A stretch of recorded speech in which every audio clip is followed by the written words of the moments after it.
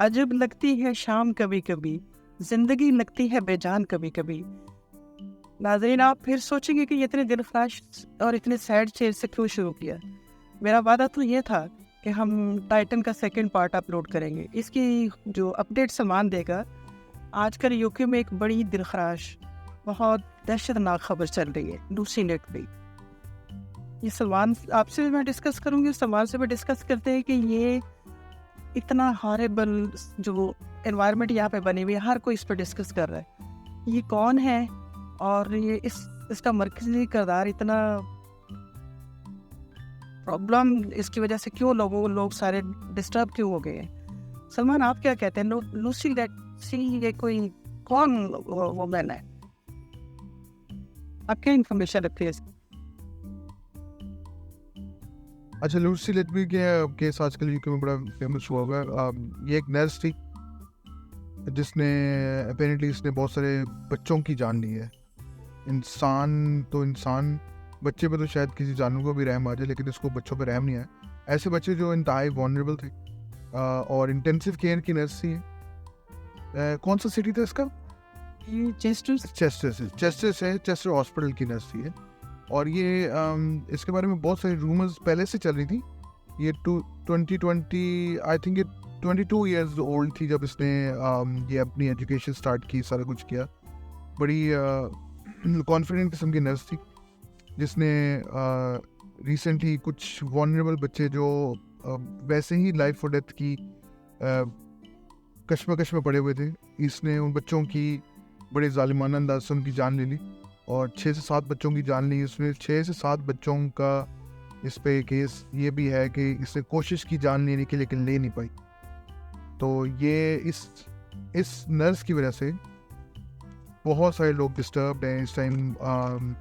चाहे वो लोग मेडिकल से ताल्लुक़ रखने वाले लोग हों, डॉक्टर्स या नर्सेज वो खुद हों, या जो आम आवाम है जो अक्सर ये सर्विसेज यूज़ करती है। यूके में बेबीज़ को जो नौज़ायदा बच्चे होते हैं उनकी केयर यूनिट्स डिफरेंट होते हैं। उनको केयर यूनिट्स में रखा जाता है जब तक वो स्टेबल ना हो जाएं, इन केस के बच्चा अगर स्टेबल ना हो। तो इसने उन वनरेबल बच्चों के साथ ये सब हरकतें की है जो इंतहाई इंसानियत सोच है। और हर बंदा ही लोगों के पास तो वर्ड्स ही नहीं है अपना गुस्सा या अपना गम का इजहार करने का। इतनी सख्त किस्म की एलिगेशन जब लगी तब तो लगी लोग तो तभी शेक हो गए थे एकदम कि इतनी सख्त एलिगेशन किस पे लगाई जा सकती।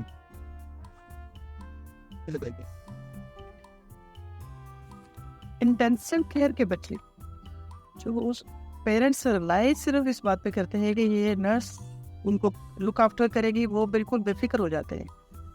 ये कैसा जुल्म है, कैसा मसीहा है, कैसा कातिल मसीह है जिसके ज़िम्मा लुक आफ्टर करना था, प्रोटेक्ट करना था, उसने उनको कत्ल कर दिया। कितने बच्चे इसने टोटली मार दिए और कितने इसकी नज़र में थे। इवेंट से कह रहे कि कुछ बच्चे मार दिए, कुछ इसने अपनी लिस्ट में रखे हुए थे कि ये मारेगी। कितने अंदाजन बच्चे, आपको कुछ अंदाजा है कि कितना जुल्म किया इसने और क्या ना इसकी इंटेंसिटी थी?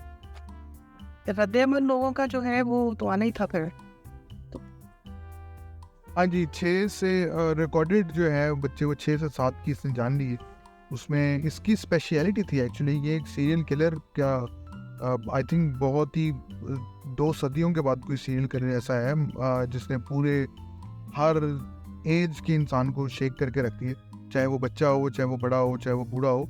क्योंकि बच्चों से तो चाहे वो बच्चा जानवर का हो, चाहे वो इंसान का हो, इंसान के बच्चे को तो ऑफकोर्स फजीलत हासिल है, लेकिन बच्चों पे लोग रहम ही करते हैं और जंग उज़र में भी बच्चों को छोड़ दिया जाता है।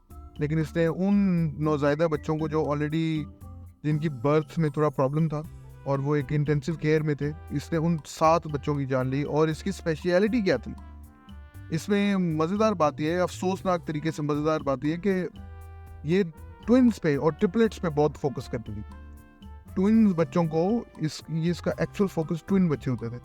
तो जिसमें से कभी रिसेंटली केस भी सामने आया जिसमें पेरेंट्स ने बताया कि इसने वो जब ये पकड़ी गई है उससे थोड़ी देर पहले की बात है कि ये उन ट्विन में से एक ट्विन बच्चे के कॉट के ऊपर झुकी हुई थी और कुछ कर रही थी।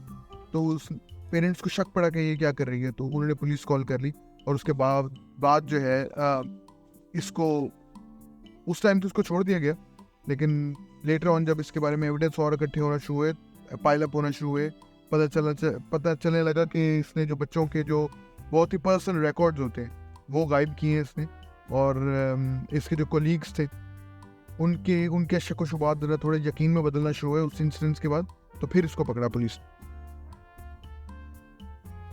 जिसके इसके कोलीग्स जो हैं, जो फेलोज थी, उनका क्या कहना? जब वो ड्यूटी पे होती थी तो सब ठीक था। ये बेल्स का क्या चक्कर है? जब ये ड्यूटी पे होते थे एक्स्ट्रा बेल्स रिंग होती थी। इसकी कोलीग्स बताती हैं कि स्पेशली वल्नरेबल थिंग्स उस वक्त होती थी, और जितने भी मर्डर्स हुए बेबीज़ के बहुत ही अफसोसनाक है, और सारे उन डेट्स में, उन आवर्स में होते रहे जब इसकी ड्यूटी थी यूसी लड़की की।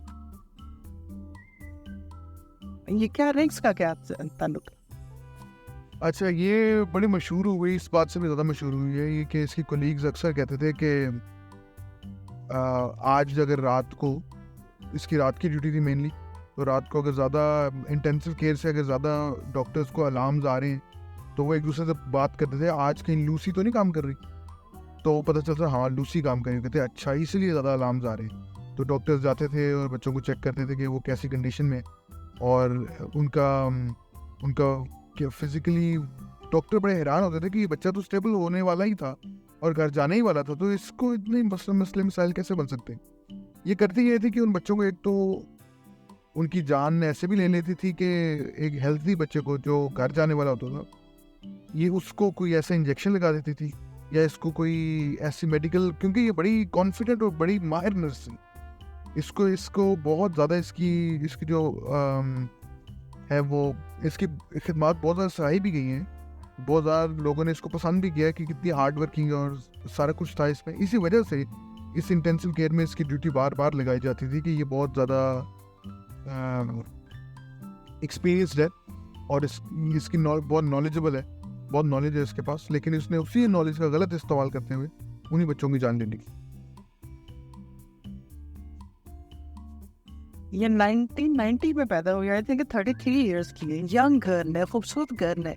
एक इंसान के दिल में इतना वहशी दिल कैसे हो सकता है? ऐसा बेरहम दिल कैसे हो सकता है कि वो बेबी? डॉक्टर स्टीफन जो इसके साथ इनकी ड्यूटी थी, वो बताते हैं कि बच्चे तकरीबन रिकवरी के करीब थे और घर जाने वाले थे। लोग बड़े हैप्पी थे कि अपने बेबीज को घर लेके जा रहे हैं, और वो उन्हीं टाइम्स पे इसने वो बच्चे जो है माओ को गोदे उजाड़ दी, बच्चे ज़ाया कर दिए, ख़त्म कर दिए। इसको रहम नहीं आया। अरे कैसी इंसान थी? अच्छा, इस केस को समझने के लिए मेरे ख्याल में कुछ ज़्यादा बंदे को नॉलेज लेने की या इंटेलिजेंट होने की ज़रूरत नहीं है।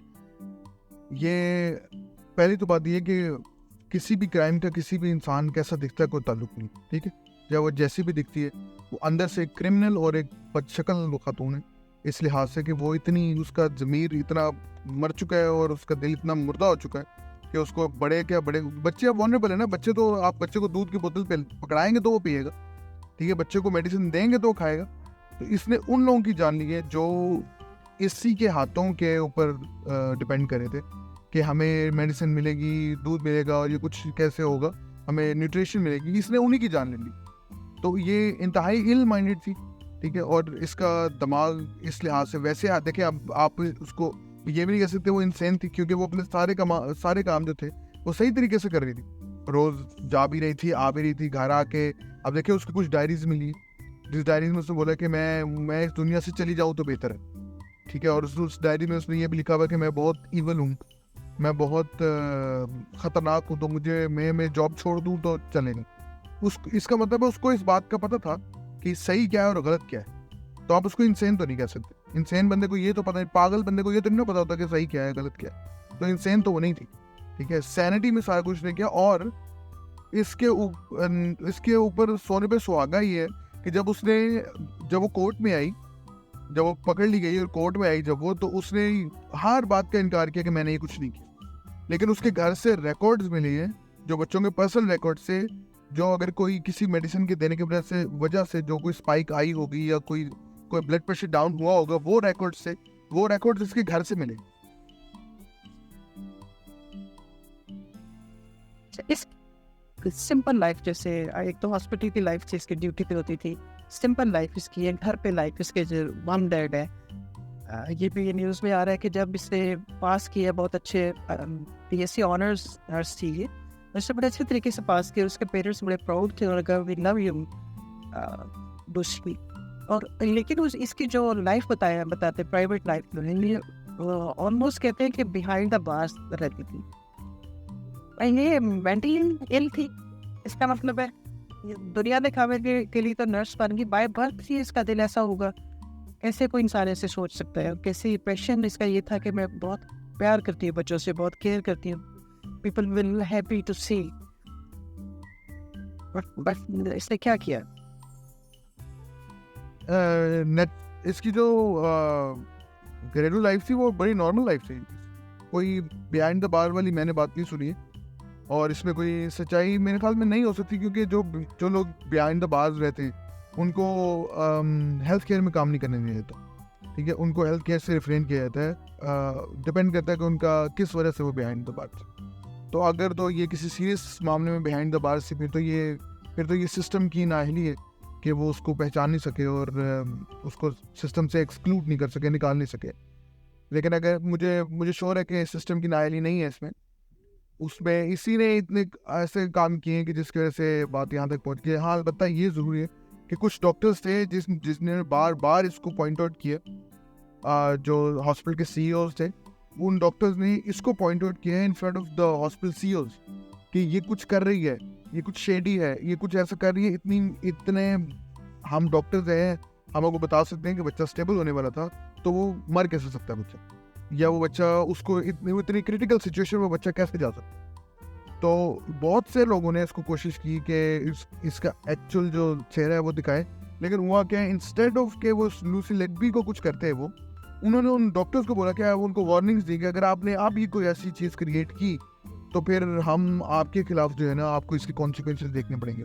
स्पेशली डॉक्टर राज जो था, उसने बहुत ज़्यादा बात की इसके बारे में, और उसको स्पेशली रिटन नोटिस मिले सीईओज की तरफ से कि अगर आपने दोबारा ऐसी बात की तो आपको इसके कॉन्सिक्वेंसेस भुगतने पड़ेंगे। ठीक है, तो ये बहुत सारी बातें ऐसी हैं कि जो उस टाइम पे इसको ये सारी चीज़ों को रोका जा सकता था ऑफ कोर्स, लेकिन जो फिर कहते हैं जो होना होता है वो तो होके रहता है फिर, तो उसने ऐसा करना था। अगर आप नॉर्मल लाइफ की बात करें तो प्रीटी नॉर्मल लाइफ आम जैसे घरों की लाइफ होती है। बच्चों, माँ बाप का पढ़ाकू बच्चा था ये, ठीक है, अच्छे मार्क्स भी लिए, मेहनती भी थी, जो वर्क प्लेस जहाँ पे काम करती थी वहाँ पे लोग इसको बड़े अच्छे तरीके से रिकग्नाइज करते थे। और इसी वजह से सीईओ ने बार बार जिन डॉक्टर से शिकायत की, उनको बोला कि भाई हमारा स्टाफ को बड़ा वैल्यूबल पार्ट है, आप ऐसे नहीं कह सकते इसके बारे में, एंटिल आपके पास कभी सबूत ना हो। तो उस टाइम लोगों के पास सबूत था नहीं कोई, ठीक है। लेकिन ये है कि बार बार जो कैजुअलिटीज़ हो रही थी, बच्चे मर रहे थे बार बार, तो उसकी वजह से इन्होंने नोटिस लिया, और जब चीज़ों को जब कड़ियों से कड़ियाँ मिली तो पता चला कि यही है जिस रात इसकी ड्यूटी होती है उसी रात सब काम खराब होता है। इसका मतलब भेड़ की शक्ल में ये भेड़िए का दिन रखती थी। ये तो क्वेश्चन मेडिसिन पे उठ गए। मेडिसिन के स्टूडेंट, हाँ वो डॉक्टर हो या नर्सेज हो या हेल्थ केयर से ताल्लुक़ रखते हो, लोग ट्रस्ट करते हैं, लोग बिलीव करते हैं कि ये मसीहा है, ये लुक आफ्टर करेंगे, ये ध्यान रखेंगे, हमारी जान इनके हाथों में जाएगी तो हम सेफ हो जाएंगे। जैसे आप किसी भी चीज़ के लिए रिकवरी रखते हैं, तो इंसान जो है उसका बीमार भी होना है, उसने हॉस्पिटल भी जाना है, उसने ट्रीटमेंट भी लेनी है। तो हम पूरी सोसाइटी, पूरी दुनिया इस पे रिलाई करती है कि हम हॉस्पिटल जाएंगे तो रिकवर होके आएंगे। और ये क्या इसने फियर डाल दिया कि हॉस्पिटल जाएंगे तो वहाँ से मर के वापस आएंगे, हम बेबीज़ को हम जाएंगे। इतनी मुशक्क़त, इतना मुश्किल काम है एक बेबी को दुनिया में लाना। जब एक मदर इतनी खुशी से इतनी मुश्किल पीरियड गुजार के वहाँ जाती है, तो उसका मतलब होता है कि वो एक खुशी लेके, एक अपना बेबी, हेल्थी बेबी लेके आएगी। तो लोग डर रहे हैं, लोग परेशान हो जाएंगे कि हम जाएंगे 9 महीने के 1 साल की मेहनत के बाद, इतनी मुश्किल उठाने के बाद जाएंगे, तो क्या हमारा बेबी सेहतमंद हम जिंदा वापस में लाएंगे कि नहीं लाएंगे। तो ये मेडिसिन के ऊपर भी इसने सवाल उठा दिए। अच्छा, मेडिसिन पे तो कोई सवाल नहीं उठा, ठीक है, मेडिसिन पे इसलिए कोई सवाल नहीं उठा क्या आप किसी एक खराब बंदे की वजह से पूरे शो पे सवाल नहीं उठा सकते, ठीक है। अगर ये एक ऐसा बंदा उसके अंदर से निकला है तो उन्होंने उसको कंटेन भी किया है। ऑफ कोर्स बहुत टाइम लगाया कंटेन करने में, इतना नुकसान होने के बाद कंटेन किया, लेकिन आप देखें यूके का लॉ ऐसा है कि यूके के लॉ में आपको पता सजाए मौत नहीं है, आप सजाए मौत नहीं दे सकते यूके के लॉ में। लेकिन ये लूसी लेटबी के लिए उम्र कैद हो जाती है बंदे को, लेकिन ये है कि उम्र कैद के में पहले छूटने का, इवन मर्डरर्स जो होते हैं उनको पहले छूटने का कभी लाइफ में शायद मौका मिल जाए उनको। अगर किसी की अभी 33 साल की है लूसी लेटबी जो है, अगर ये इसको सजाए मौत आम वाली होती तो हो सकता है 10 साल या 12 साल के अंदर एलिजिबल होती कि मैं दोबारा केस प्लीड करूं और शायद मुझे पैरोल मिल जाए, मुझे जमानत मिल जाए किसी बड़े बॉन्ड के। बस वो बोले कि जी आप 10 लाख पाउंड जमा करवा दें और आप फिर अगर आपने कोई दोबारा मिस्टेक की तो फिर आपको वापस जेल में डाल देंगे, फिर आपके पास दोबारा बाहर निकलने का कोई चांस नहीं होगा। लेकिन जज ने एक्सेप्शन क्रिएट की है इस केस के अंदर। जज ने बहुत अच्छा वर्डिक्ट दिया। उसने बताया कि जिस किस्म के वनरेबल लोगों की जान से तुमने खेला है या खेल रही थी या प्लानिंग कर रही थी, वो इतने वनरेबल थे कि वो तो अपने लिए कोई फैसला नहीं कर सकते। वो तो दुनिया में उनकी ज़िंदगी, किसी की ज़िंदगी 4 दिन थी, 5 दिन या मैक्सिमम एक हफ्ता थी ज़िंदगी जिसकी जान तुमने ले ली। तो उन्होंने एक्सेप्शन ये क्रिएट किया कि उन्होंने इसको सज़ा दी, तो सजाए उम्र कैद की सजाई दी है, लेकिन without the possibility of early release. तो ये बाहर नहीं निकल सकती है। ये अब ये दोबारा कभी ज़िंदगी में आज़ादी का ना सांस ले सकती है और ना ही ये कभी आज़ादी का सूरज देख सकती है। जज ने पूरे यूके के रेजिडेंट्स और जितने भी जो दिल में दर्द रखने वाले लोग हैं उनकी साइड लेते हुए इतना अच्छा वर्डिक्ट दिया। अगर आपको मौका मिले तो आप लोग भी सब देखें जज का वर्डिक्ट यूट्यूब पे, आपको अच्छा लगा, इंतहाई डिटेल्ड।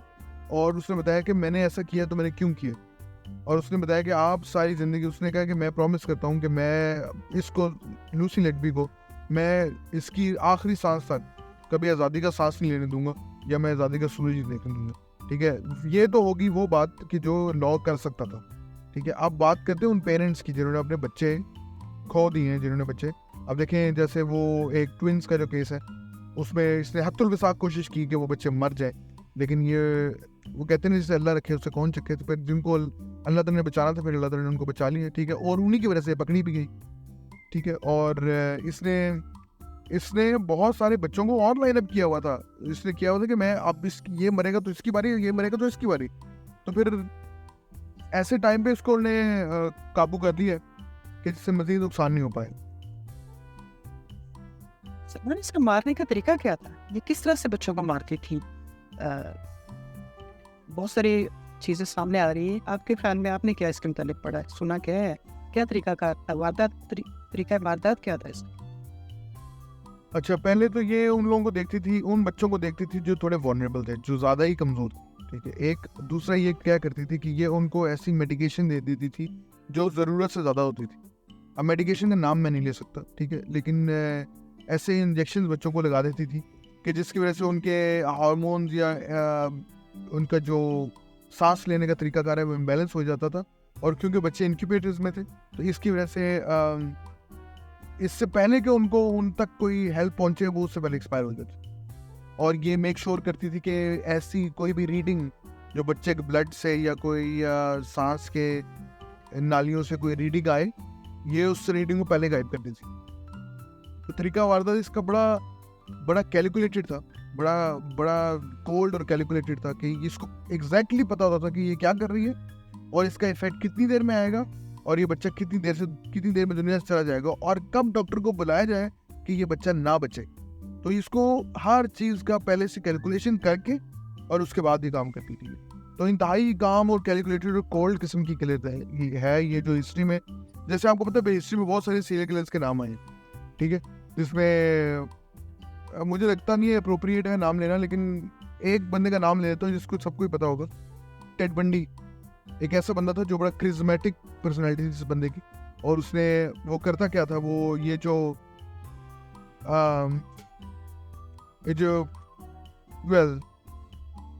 जो आप इनको देखते हैं जो लोग नॉर्मली लिफ्ट मांगते हैं सड़क पे, उन लोगों को बटा लेता था और बाद में उनको मर्डर कर देता था। और उसकी पर्सनैलिटी ऐसी थी, है वो छोटे से कद का था, पर्सनैलिटी एज अ पर्सनैलिटी उसकी कुछ नहीं थी, लेकिन ये है कि वो देखने में तरह ठीक था और लोग उसको इसलिए पसंद करते थे, वो सॉफ्ट स्पोकन था, बहुत आराम से बात करता था। और उस पर सबसे बड़ी इंटरेस्टिंग बात यह कि उस बंदे ने एक इलेक्शन कैंपेन भी चलाई हुई है जिसकी पोस्टर और चीज़ें रिकॉर्डिंग्स अभी भी अवेलेबल, ठीक है। अगर आप उसकी बात सुने तो आपको लगेगा कि इंतहाई कॉन्फिडेंट और बड़ा ज़बरदस्त किस्म का इंटेलेक्चुअल है जो बात कर रहा है, और उसका इंटेलेक्चुअल लेवल इतना ज़्यादा है कि आपको मैच करने के लिए कोई एजुकेशन ही लेनी पड़ेगी।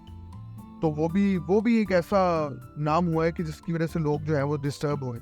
तो ये लूसी लेटबी जो है, आज ये 2023 है, कल को 2033 होगा, लेकिन लूसी लेटबी का नाम कोई नहीं भूलेगा। सबको याद रहेगा ये कौन ऐसा दरिंदा था जिसने इतने छोटे मासूम बच्चों की जान ले ली।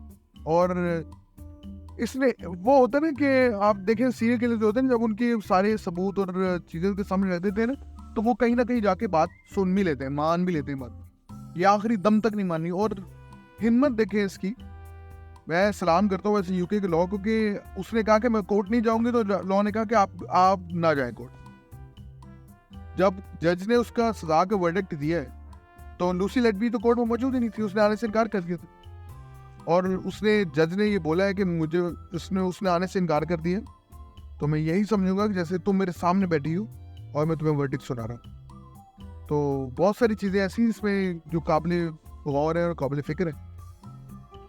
और हम लोग इस बात पे ये भी बिलीव करते हैं कि जिसको अल्लाह रखे उसको कौन चखे। आप जिसको अल्लाह ने बचाना है उसको कोई नहीं हार्म पहुंचा सकता, लेकिन इसका ये मतलब नहीं कि आप अपनी ड्यू डिलिजेंस छोड़ दें, आप ना चेक करें कि आपके बच्चे पे कौन नज़र रखा है। पेरेंट्स को अब एक दफ़ा ये बात तो कभी किसी ने सोची नहीं होगी कि नर्स भी कातिल साबित हो सकती, तो अब पेरेंट्स को बार बार चेक करना पड़ेगा। उसने पूरे शोबे का नाम खराब किया। शोबे का नाम नहीं खराब हुआ, शोबे का नाम लोगों की नज़र में इसलिए खराब कर दिया उसने कि अब लोग, शोभा तो बिलीव के काबिल है लेकिन लोग बिलीव करेंगे नहीं अब, ठीक है। छोटी छोटी चीज़ों के लिए आप देखें लोग बीमार हो जाते हैं, हॉस्पिटल में एडमिट हो जाते हैं। तो आपको पता है कोविड के बाद आप किसी अटेंडेंट को साथ नहीं रहने देते। इवन अगर कोई बच्चा, कोई औरत प्रेग्नेंट है और वो जाती है अपने मैं बड़े वर्ड यूज़ नहीं करना चाह रहा इसलिए मैं रुक रहा हूँ। तो चले, जब अब फाइनल स्टेज में हॉस्पिटल चली जाती है एक खातून, ठीक है, तो उस अभी भी पास्ट कोविड भी अभी भी उसके साथ एक ही अटेंडेंट रहने देते हैं, और वो भी जहाँ पे एक्सट्रीमली ज़रूरी हो, उसके अलावा अटेंडेंट जाने की इजाज़त नहीं। तो इसका क्या मतलब है कि जब आप अपने बच्चे या आपने किसी कोई प्यारा किसी हॉस्पिटल में छोड़ के आए तो आपको यही डर लगा रहेगा ये तो बीमारी ने जो करना है बंदे के साथ, जो करना है, ये नहीं है कि हॉस्पिटल की नर्स ही आपको टीका लगा के मार दे। तो इदारे का नाम इसने पूरे तरीके से ख़राब करने की कोशिश की है। इदारा तो सिंसियर है लेकिन कुछ काली भीड़ें हर जगह होती है। ये वो काली भीड़ निकली है जिसने इदारे का नाम आने वाली 10 सदियों के लिए ख़राब कर दिया। इसका नाम तो बुरे वर्ड्स में क़यामत तक रहेगा।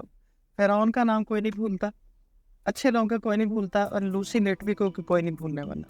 इसके मुतालिक सुना है कि जब ये मर्डर कर देती थी, जब ये इसको किसी की जान ले लेती थी, इसके चेहरे पे बड़ा इत्मीनान आ जाता था, बड़ा सुकून होता था, कुछ लगता है इसको एक्स्ट्रा खुशी होती थी। ये क्या कोई साइकोलॉजी थी इसकी, कोई ये पेशेंट थी किसी टाइप की? आपका क्या ख्याल है कि ये आम इंसान तो सोच नहीं सकता है, चिड़िया के अंडे भी पड़े हो तो उनकी भी केयर करता है। और यहाँ यूके पे मैंने स्पेशल आके ये देखा है कि लोग चैरिटीज़ पे बहुत गौर करते हैं, और हमारे मुताबिक भी ये कि एक इंसान के साथ अच्छाई करना, उसके साथ प्यार करना, जो पूरी इंसानियत के साथ प्यार है, और एक इंसान को मार देना, उसको इंसान को नुकसान पहुँचा देना, पूरी इंसानियत को नुकसान पहुँचाने के बराबर है। और इसने एक इंसान को नहीं, एक पेरेंट्स को नहीं, इसने पता नहीं पूरी इंसानियत को नुकसान पहुँचा दिया। लोग शेक हो गए हैं, लोग हिल गए हैं, लोगों को दिल दहल गए हैं। हाँ, वो कोई बात करने से पहले हर वक्त ये एक ऐसा मनहूस चेहरा सामने आया कि हर वक्त लूसी लेटबी डिस्कस हो रही है। इसने क्या कमाया ज़िंदगी में, क्या किया है? क्या ये सूरज नहीं देखेगी तो उन लोगों को के दिल को सुकून मिल जाएगा जिनकी औलाद जो दुनिया के से आने से पहले ही चली गई है। बात यह है कि जो जैसे आपने बात की कि अच्छे लोगों का नाम भी रहता है और बुरों का भी रहता है, ठीक है। जहाँ तक आप बात करती हैं फ़िरौन की या किसी ऐसे बंदे की जिसका नाम अभी हज़ारों साल के बाद भी लोग उस पर लानत ही भेजते हैं, लोग उसको कंडेम ही करते हैं, ठीक है। तो वो एक ऐसा इंसान था जिसने ज़्यादती की थी ऐसे इंसान के साथ जिसके पीछे अल्लाह की मदद शामिल थी, लेकिन उस टाइम वो वल्नरेबल था, ठीक है। लेकिन वो आप जिनकी बात करी हैं, जिसकी वजह से फ़िरौन यहाँ तक पहुँचा, ठीक है, वो अपने उसमें जिस काम के लिए वो जा रहे थे वो उसमें मुतमईन थे, ठीक है। उन्होंने खुद फैसला किया था कि हम आगे जाएंगे और अपने रिलीजन के लिए लड़ेंगे, ठीक है। ये वो बच्चे हैं जो अपने लिए एक करवट का भी फैसला नहीं कर सकते, ठीक है। और लूसी लेडबी को मैं आपको बताऊं, यूके में मेंटल हेल्थ पे बहुत फोकस किया जाता है, ठीक है, बहुत ज़्यादा फोकस किया जाता है। यहाँ पे बहुत ऑटिस्टिक लोग हैं जिनको प्रॉपरली लुक आफ्टर किया जाता है, जिसमें आप पाकिस्तान में जिसको आप पागल ही कह देते, ठीक है, जिसको आप कभी दूसरी थॉट ही नहीं देते कि हो सकता है उसके साथ कोई साइकोलॉजिकल मसला हो। यहाँ पे साइकोलॉजिकल मसले जो हैं उनको प्रॉपर एड्रेस किया जाता है और अवेयरनेस बढ़ाई जाती है लोगों में, ताकि लोगों को पता चले कि एक बंदा जिसको ऐसा प्रॉब्लम है उसके साथ डील कैसे करना है, ठीक है। तो मैं बिल्कुल नहीं चाहूँगा कि हमारी ऑडियंस या कोई ऐसा बंदा जो हमारी पॉडकास्ट सुनता है वो ये सोचे कि इसको साइकेट्रिक इशू था इसलिए इसे ऐसा किया है और उसको हमदर्दी दे। तो मैं ये बिल्कुल नहीं चाहता, ठीक है। मैं चाहता हूँ कि लोग समझें कि ये कोल्ड हार्टेड मर्डरर थी जिसने मर्डर किए जिन बच्चों को कत्ल किया। इसको कोई साइकोलॉजिकल इशू नहीं था, ठीक है। अगर इसको साइकोलॉजिकल इशू है तो वो मैं साइकेट्रिस्ट हूँ, मैं नहीं बता सकता, लेकिन जितनी अभी तक न्यूज़ हमने सुनी है जिसके थ्रू हमें सारी नॉलेज मिलती है उसमें कहीं ये बात नहीं जिक्र हुआ कि इसको कोई साइकेट्रिक इशू था। और दूसरी बात जो आपने बात की कि ये बच्चों को मारने के बाद जो उसके मुंह पे इत्मीनान होता था, ये इसको कहते हैं सैडिज्म। सैडिज्म एक ऐसा प्रॉब्लम है, एक ऐसी फीलिंग है, ठीक है। अब दोबारा मैं इसको साइकोलॉजी के साथ नहीं मिलाना चाहता, ठीक है, लेकिन साइकेट्रिक जो साइकोलॉजी होते हैं वो इसको एक साइकेट्रिक इशू बताते हैं कि सैडिस्ट वो लोग होते हैं जिनको किसी के दुख में खुशी मिलती है। जब वो किसी को दुखी देखते हैं ना तो उनको इत्मीनान मिलता है, ठीक है। वो उसकी बहुत सारी रीजन हो सकते हैं उनको लगता हो कि बचपन में हमारे साथ ज्यादती हुई है कि उनको प्यार नहीं मिला या उनको कोई ऐसी चीज़ नहीं मिली जिसको वो किसी को नुकसान पहुंचाए, कहते हैं कि मुझे नहीं मिला ना तो मैं तुम्हें भी नहीं मिलने दूंगा, ठीक है। एक वो लोग होते हैं ये सैडिस्ट, ये वो लोग हैं जो किसी को रोता देख के उसमें इत्मीनान महसूस करते हैं या खुशी महसूस करते हैं या उस रोते हुए इंसान को चुप करवा के खुशी महसूस करते हैं। तकलीफ भी खुद देते हैं, रुलाते भी खुद हैं, तकलीफ भी खुद देते हैं और बाद में चुप भी खुद कराते हैं। और जो उसके अंदर जो उसको कंडोलेंस देते हैं ना उसमें इनका इत्मीनान छुपा होता है, ठीक है। आपको पता है ना वो जो एक ट्विन बच्चों का जो केस था जिसमें वो बच्चों को नहीं मार पाई है, तो जिस टाइम उसको पता था कि उसको लगा कि मैंने तो अपनी गेम खत्म कर ली है, ठीक है, अब तो ये बच्चे मरेंगे, तो डॉक्टर ने बचा लिया। तो वो नाइट थी जिस टाइम इसको ये रियलाइज हुआ कि ये जो मैं कर रही हूँ ना वो नहीं हुआ, पूरे बच्चा नहीं मरा। तो इसको इंस्टेड ऑफ इसको इत्मीनान होता कि बच्चा नहीं मिला, ये परेशान हो गई। इसको लगा अब तो मैं पकड़ी जाऊंगी, इसको लगा अब तो ये तो पहले तो उसने शायद पकड़े जाने की सोच इसको आई ना आई हो, इसने ये जरूर सोचा कि अब तो ये तो बच्चा मरा ही नहीं, ठीक है। तो इसने ऐसी सोच रखी। तो ये सैडिस्ट थे और ये वर्ड्स मेरे नहीं है, ये जज जिसने वर्डिक्ट दिया उसने बोला कि ये सैडिस्ट है। उसने बोला कि ये सैडिस्ट है, ये बच्चों ये लोगों की जो गम तकलीफ में ये खुशी ढूंढती है, ये इत्मीनान ढूंढती है, तो ये सैडिस्ट है। ये ऐसी कोई एक चीज़ है कि जिसको समझना बहुत ही मुश्किल है, क्योंकि इंसान का बिहेवियर नर्चरिंग होता है। जैसे आप देखें नाज़रीन देख रहे होंगे मामा के पीछे फूल हैं, ठीक है, फूल है, पत्तियां हैं, गार्डन है, इनका ख्याल मामा ही रखती है, ठीक है। तो ये इंसान की ये तो फूल कांटे है ना, इंसान की तरफ से नर्चरिंग बिहेवियर है। किसी को चोट लग जाए फोन देखते हैं कि ओ आपको चोट लगी, आपको ज़्यादा तो नहीं लगी, ऐसी नर्चरिंग बिहेवियर है इंसान का एक दूसरे को सेव करने का। तो ये वो इंसान है जिसके नर्चरिंग, ये हैवान है बल्कि इंसान नहीं है, जिसके नर्चरिंग बिहेवियर ही नहीं है। ऐसा बच्चा जो आपके सामने पड़ा हुआ है जो खुद करवट भी नहीं ले सकता, आपने उसकी जान नहीं ली। तो अगर आपको इसमें खुशी मिलती है तो इसका मतलब है कि आपका इस किस्म के आपकी पर्सनैलिटी है कि जिसको आप वही पर्सनैलिटी है जिसने 2 घंटे पहले वो बच्चे को जान ली और आप वही पर्सनैलिटी जिसने घर आके खाना खाया और आप सो भी गए और अगले दिन वापस तैयार होकर काम पे भी चले गए। तो इसका मतलब आप एक हैवान है, आप एक जानवर है अंदर से। ऐसा जानवर, इसको तो जानवर भी नहीं एक्चुअली कहना चाहिए, इसको दरिंदा कहना चाहिए। ये ऐसा दरिंदा है कि जिसने लोगों की खुशियां सारी की सारी खानी। इस आपकी बात से एक पॉइंट मेरे जहन में बड़ा कॉमन है। कुछ लोग किसी को गम देके, किसी को टेंस करके, किसी को परेशान देके उनके चेहरे पे जो इत्मीनान आता है, तो क्या वो भी इसी चीज़ का शिकार है? फिर तो हमें उनसे फिर बच के रहना चाहिए ना। ये उनकी खुशी के लिए हम अपने आप को झोंक देते हैं उनके अपने गम में और परेशानी में। आपको इस बात का पता है कि किसी को इत्मीनान पहुंचा कर अपने आप को तकलीफ में डाल के, ये तो आपका रिलीजन में आपको परमिशन नहीं है। इंसान को उसका करना चाहिए, ख्याल करना चाहिए, लेकिन ये कि आपको देखना चाहिए कि आप एक नॉर्मल इंसान की तरह भी बिहेव करें कि नहीं करें, ठीक है ना। आप ऐसे लोग तो इंसान कहलाने के लायक ही नहीं है ना। इंसान का तो बिहेवियर ही नहीं है। इंसान का बिहेवियर तो प्यार करने वाला है, बड़ी हद लड़ने वाला है। लड़ना भी किससे? अपनी सेम पावर के बंदे के साथ। देखें आप अक्सर आप लड़ाइयाँ देखते हैं तो क्या होता है, दोनों तरफ मेल्स होते हैं या फीमेल्स होती हैं, वो दोनों बराबर पावर के होते हैं, समझ रखते हैं, वो बूझ रखते हैं और फिर ही वो आपस में लड़ते हैं ना। उनके पास लड़ने का रीज़न भी होता है, ठीक है ना। तो आप देखें दुनिया में जितने क्रिमिनल्स हैं, ठीक है, वो किन लोगों से लड़ते हैं? जो सेम वो पुलिस से लड़ते हैं, वो गवर्नमेंट से लड़ते हैं। जो क्रिमिनल लोग होते हैं वो गवर्नमेंट से लड़ते हैं, उनको और गवर्नमेंट भी उनसे लड़ती है, क्योंकि दोनों के पास, क्रिमिनल के पास कम पावर होती है, गवर्नमेंट के पास ज़्यादा पावर होती है। लेकिन क्रिमिनल्स भी ये सोचते हैं कि हमारे पास बहुत पावर है, ठीक है, तभी तो वो लड़ते हैं। एक ऐसे इंसान से या ऐसे एक वो कह लें फूल की मानंदी हो गया बच्चा, वो उससे लड़ना और उसको जान ही ले लेना उसकी, तो फिर ये इंसान कहाँ का हो?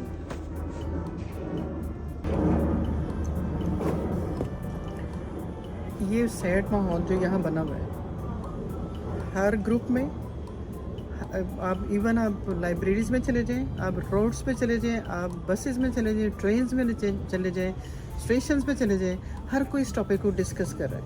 क्या ये सैड सिचुएशन ये सदियों रहने वाली है? फेड होगी? मेरा दिल तो बहुत दुखी है। ये हम चूँकि बच्चों वाले हैं, हमें तो बच्चों की बहुत ज़्यादा तकलीफ़ का पता है। तो हर इंसान चाहे वो किसी भी स्टेज पे है, वो दर्द दिल रखता है। तो ये दिल का दर्द कब ख़त्म होगा? बहुत सैड सिचुएशन है। ये तो नहीं ख़त्म होने वाला आपके दिल में। शायद आप आज ये जितने भी लोग यहाँ रहते हैं या जैसे भी जो भी नेशन है, वो हो सकता है 10 साल में भूल जाए। जिन लोगों के बच्चे मर गए वो कभी नहीं भूलेंगे। वो ना भूलेंगे, वो बताएंगे अपने बच्चों को भी बताएंगे कि तुम्हारा एक भाई था जो लूसी लेटबी का शिकार बन गया, या तुम्हारी एक बहन थी जो लूसी लेटबी की शिकार बन गई, ठीक है। तो गम तो कभी ख़त्म नहीं होने वाला, ठीक है। तो कोशिश करेंगे गम हल्का करने की। थोड़ा सा मरहम तो जज के फैसले ने रख दिया, बाकी मरहम अल्लाह की ज़ात रखेगी, और जो अब गुजर गया उस पर कुछ नहीं कर सकते। रुला देती है हर सच्ची कहानी, मैं अब झूठा अफसाना चाहता हूँ। मेरी आज की पॉडकास्ट का मतलब ये नहीं था कि मैं आपको परेशान कर दूँ, लेकिन मेरा अपना दिल इस वाक़े से भरा हुआ था। मेरा दिल था कि मैं आपसे ये पॉडकास्ट, अपना ये वाक़या शेयर करूँ। मिलते हैं अगली पॉडकास्ट में। Thank you.